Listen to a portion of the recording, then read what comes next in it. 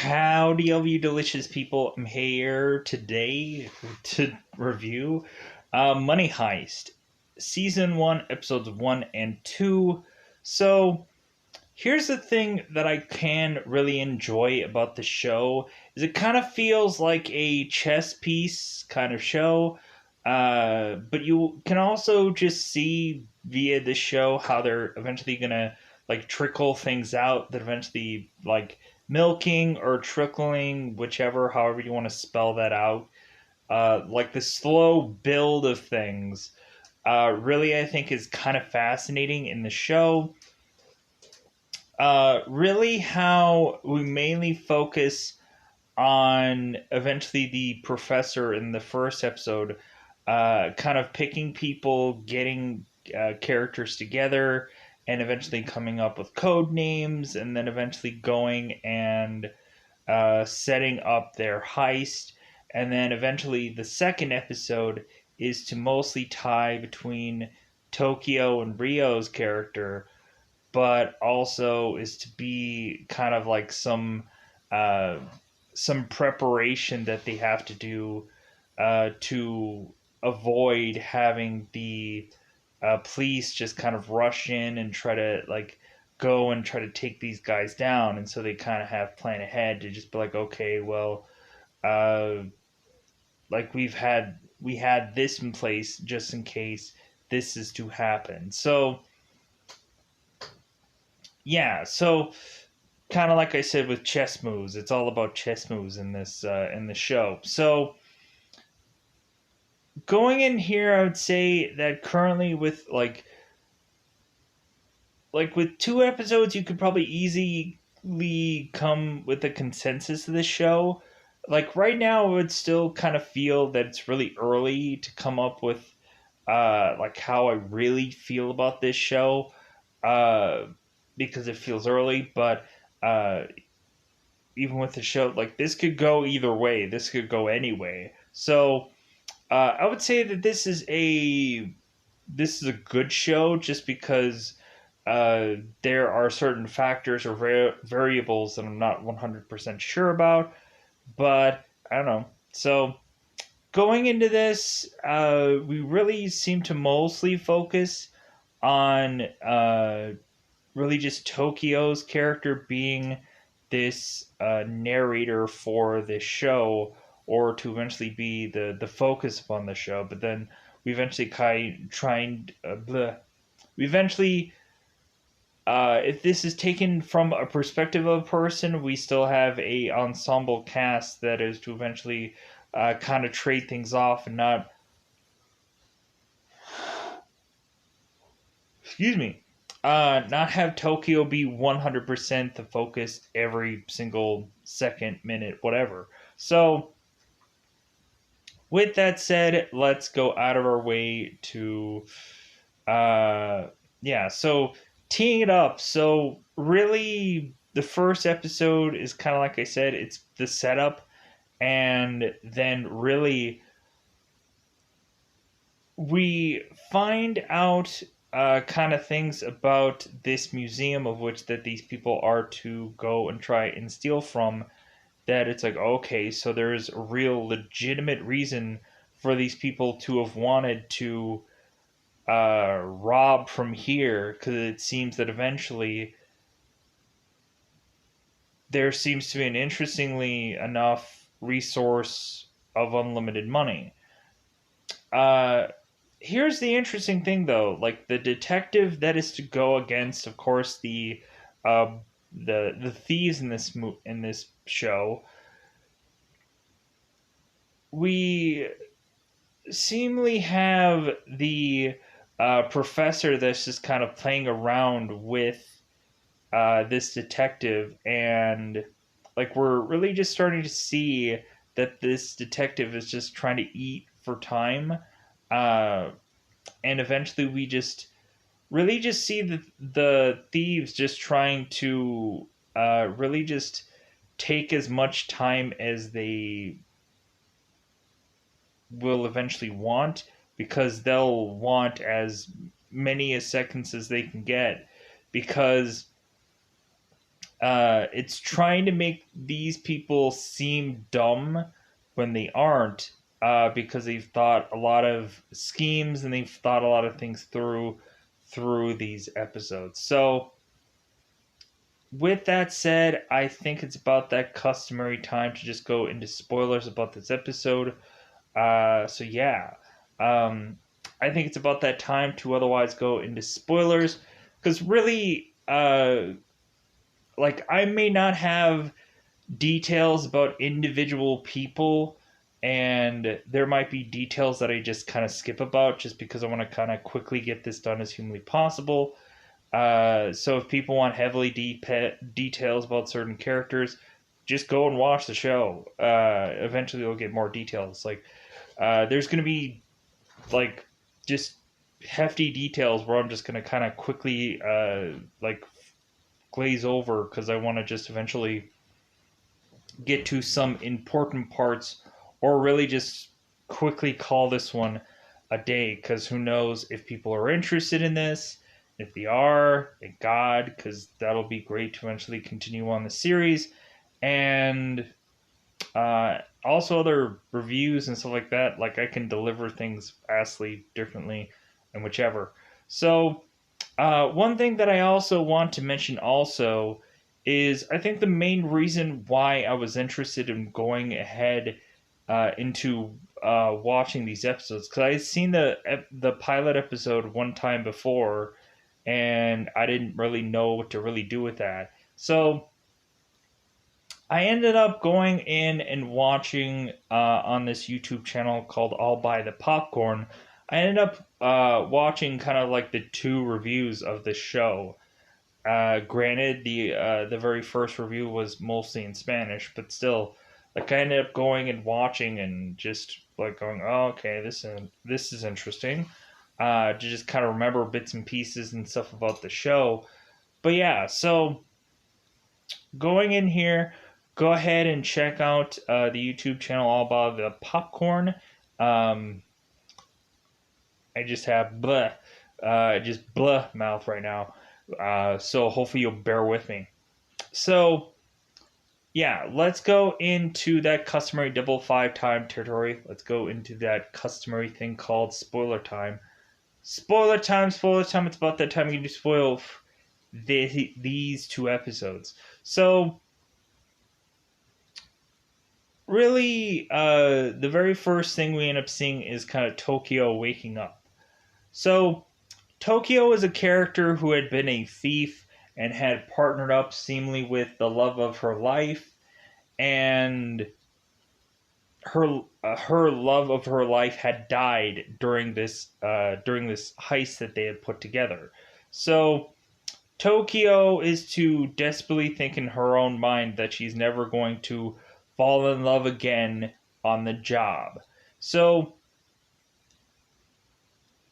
Tokyo is, of course, to call her mother to let her know that she is going to eventually go on some random sea ship and eventually be some cook, eventually trying to learn, I guess, how to cook eggs, because I guess someone will easily teach her that.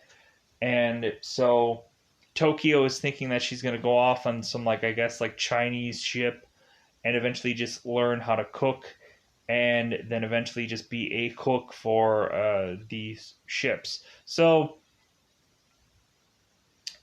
Tokyo is to go to these ships to eventually do this job, and all of a sudden the professor is to bump into this girl and just say, hey, like, I have a business proposition for you if you want to hear about it, because possibly these people are to put together a heist that is to possibly give or get them 2.4 billion euros, and with the possibility of there being more than that.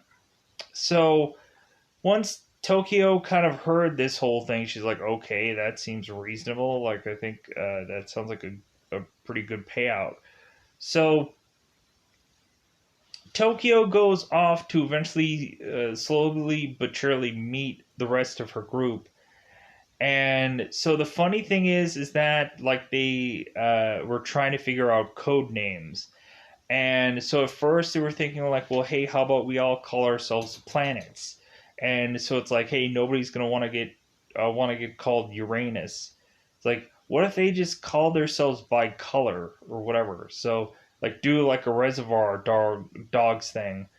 So they end up making the consensus to just name themselves off by cities. So uh it seems that both Moscow and Denver, I guess, were to be a father and son kind of crew. And it seems that the son is to be kind of interested in drugs.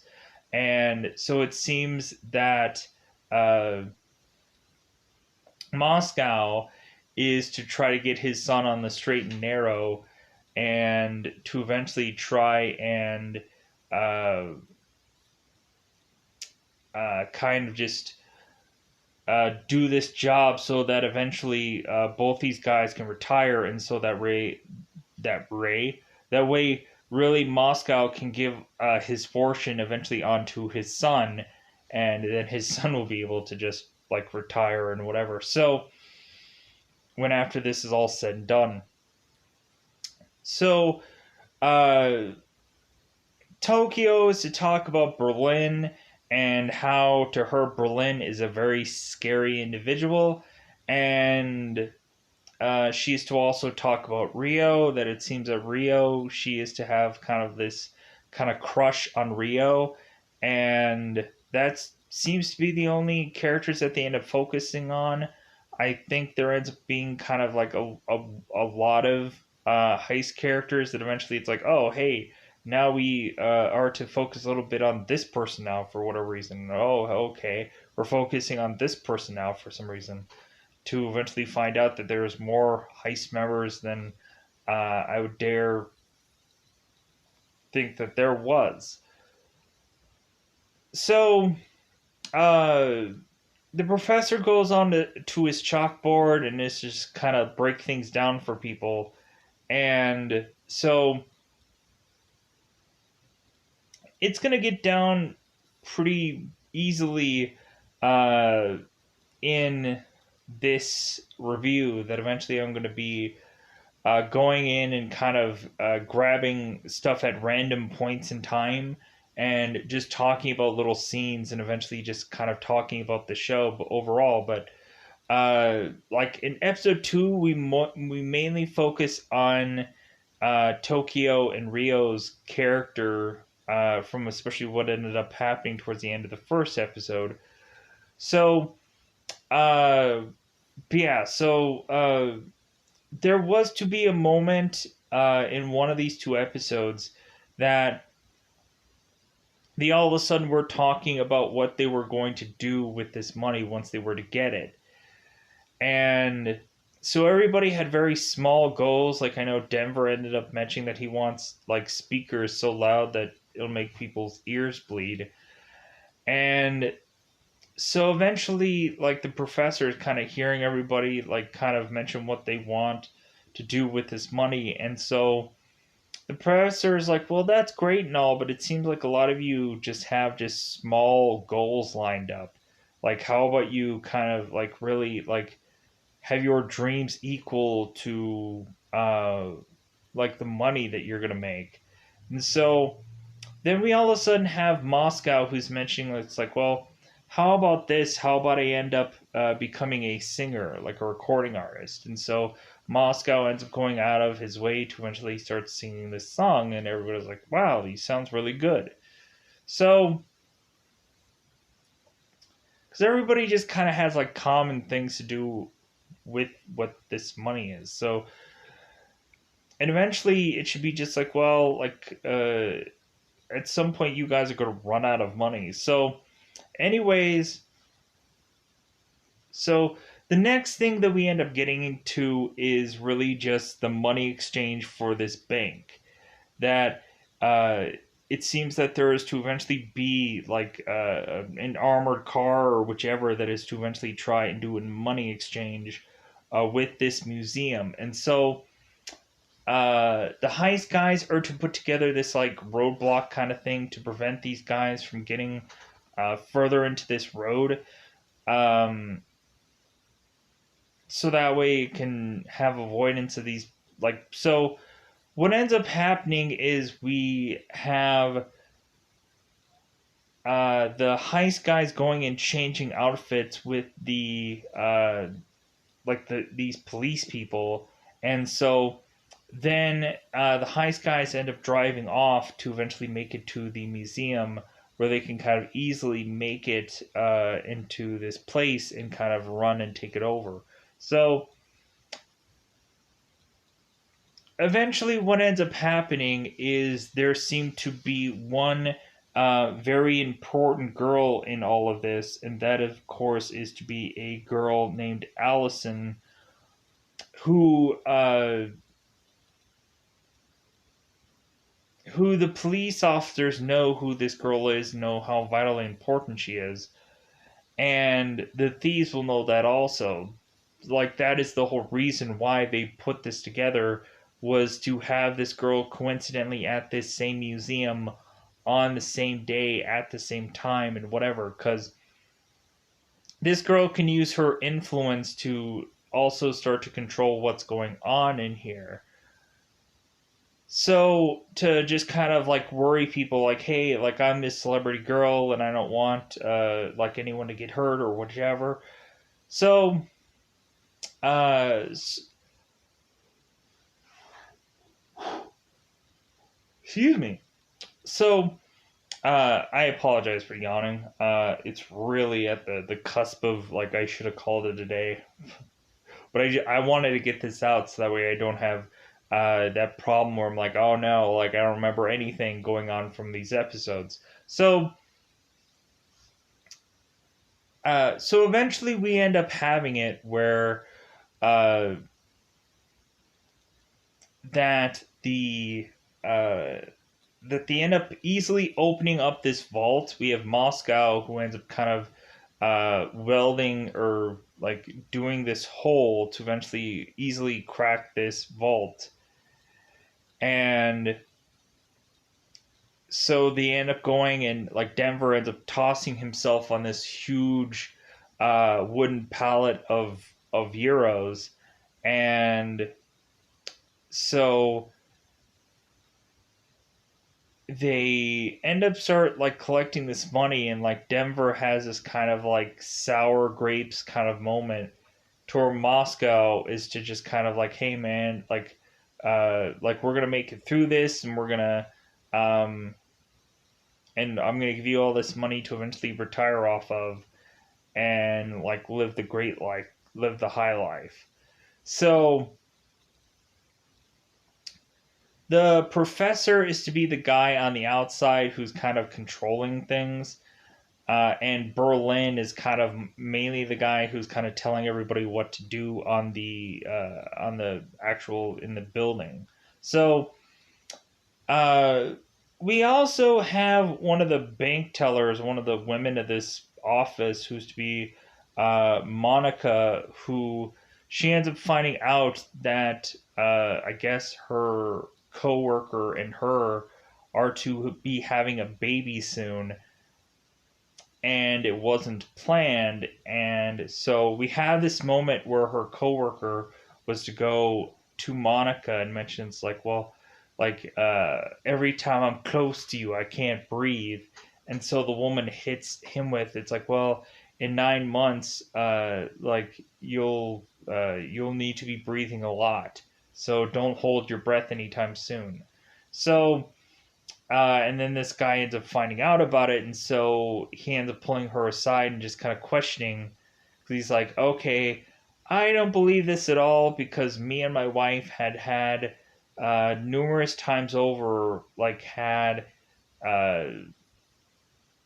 because this guy had found out that he was infertile, so, like, he went and consistently was with his wife without protection, and his wife never had gotten pregnant. So all of a sudden, this guy naturally assumes that this time around should be the same case, uh, that he should probably get a paternity test to like check that this is true or not, that this is really going on, this is happening, and whichever.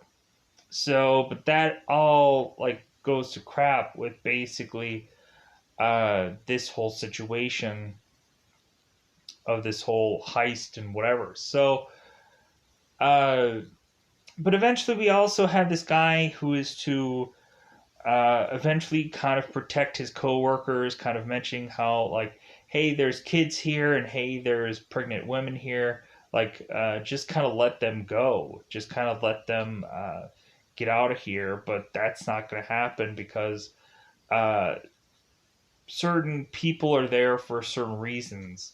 So eventually, what ends up happening is what they try to do is that they end up seeming like they are going to run out of this bank early, that eventually they're going to try and make a getaway. And so we have Tokyo, who ends up running out way too early. And so this police car is to be there. And so Tokyo tries to fire at these guys. And what ends up happening is that these guys end up firing back. So the professor, I guess, didn't factor into this moment when eventually the police officers would fire back at these guys.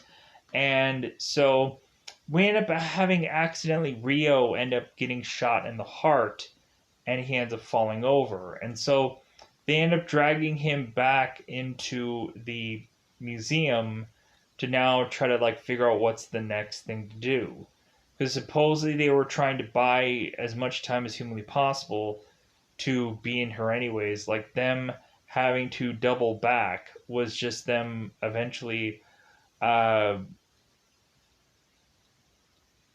making it seem like they weren't really experienced or really all knowing of why that they were there to be at this museum. So so eventually what is to happen is that, and I'm kind of rushing through this. So eventually the next episode is to eventually focus on Tokyo and Rio's relationship and how they had this like secret love affair for who knows how long, maybe since the very beginning of all this. And so they would kind of sneak away to kiss one another. And so and eventually we have these moments where Rio is to talk to Berlin, or like these guys are just to like talk to one another about like Rio and Tokyo's relationship. And like we had the moment where Berlin was kind of questioning Rio, like, hey, are you sleeping with Tokyo? Because I'm sorry, like I sleep right next to her in the room next to her, and I can consistently hear her banging away on her bed. So like, I'm sorry, just don't treat me like an idiot. And Rio's like, oh no, like that's not what you think it is. And it's like, right. So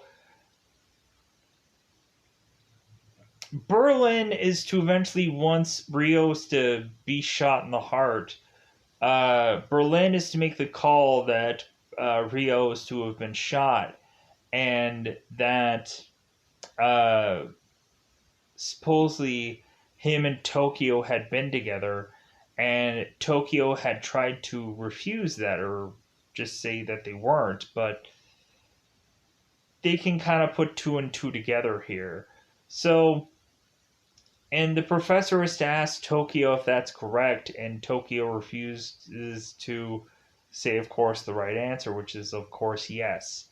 So, uh, and so we also have this moment where the police were trying to, of course, do the whole like SWAT thing where they were trying to break into this museum.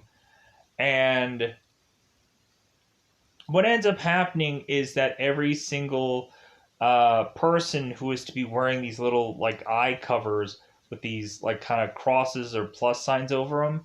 Eventually, they end up taking those all off to tell all these people that they need to be putting on this same exact uh, burglars or thieves costumes, so that way when these SWAT people do come in, uh, the SWAT people will have no clue how big of numbers that these people are to have, and that maybe they should fall back and decide to not go along with this because they're not sure who's the hostages and who are the bad guys. Because, uh, like, this is a really expensive heist to where eventually all uh, the hostages were given like fake guns and like the hoods and the masks and whatever. I'm like, man, this is really extensive. So so eventually that part of it worked. And plus, like right before that, also we had Allison who's kind of going and talking to the news and just kind of talking about things. So it seems like this girl is to kind of be a part of this. And so it was also interesting when the professor was talking to the detective.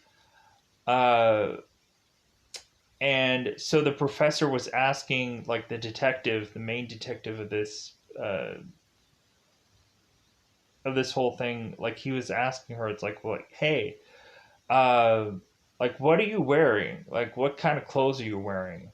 And so the detective started to name off some of the things that she was wearing, and he was like, well, like, yeah, but you didn't say everything. You didn't say if you were wearing like a pair of pants or if you were wearing a skirt. And so uh, it eventually seems that uh, the detective didn't really answer. So they end up trying to figure out like where they could track down this frequency, but they can't. It seems like they ended up having some kind of like weird thing that they couldn't figure out how to figure out what the signal is, and they tried to change or adjust the volume of uh, the track to figure out who it is, and they couldn't do that either.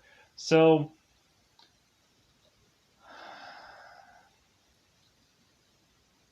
so uh, eventually there is to uh, be within the second episode that the professor ends up going to the same bar that this detective's in because I guess she's just had a long day. And so that's really just the end of the episode as we end up seeing the professor, I'm assuming, eventually going to tie himself to this detective to try and avoid uh, getting or I think the professor is there so that way he can get some kind of ideas to help him kind of further avoid getting caught by latching himself onto this detective and like talking to her about things. So, uh, but there's also other parts that I'm gonna still talk about here, like that isn't wrapping up the whole show. So,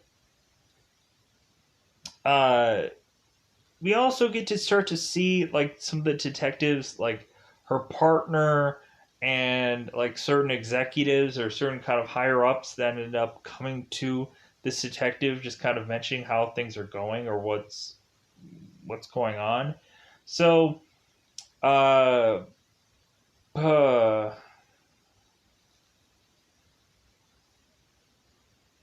yeah, I want to confirm if there's anything else that I had forgotten about. Let me pause here for a second. Let me try to reflect.